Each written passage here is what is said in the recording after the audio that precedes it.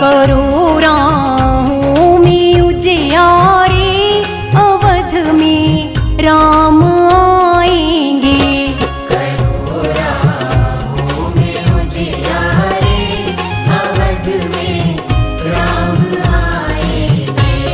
सजा दो महल जो बारे, सजा दो महल जो बारे, मेरे प्रभु राम आएंगे। करो राहों में उजियारे, अवध में राम आएंगे।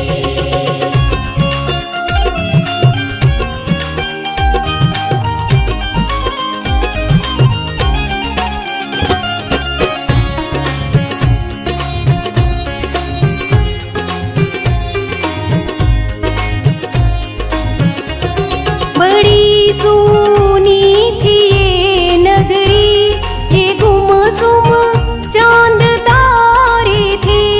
ये गुमसुम चांद तारे थे।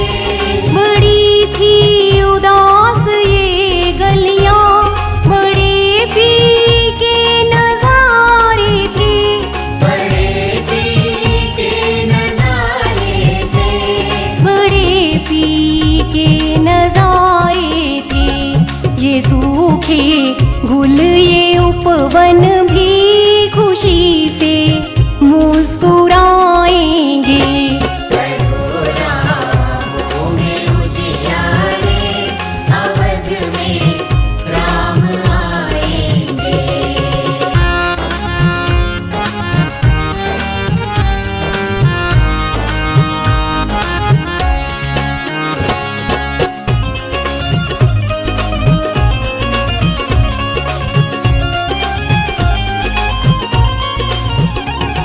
अंधेरी रात भी अब तो खुशी से जगमगाएगी।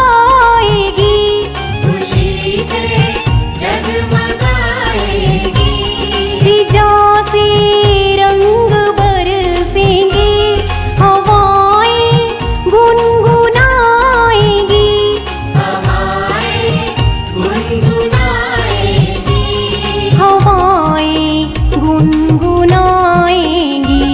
देवता देख अंबर से सभी खुशियाँ मनाएंगे।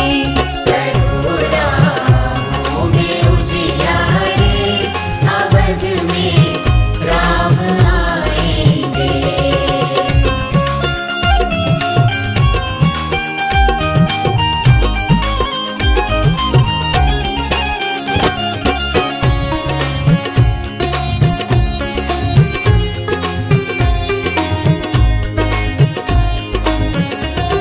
कौशल्या मात के बेटे भरत शत्रु के प्यारे थे।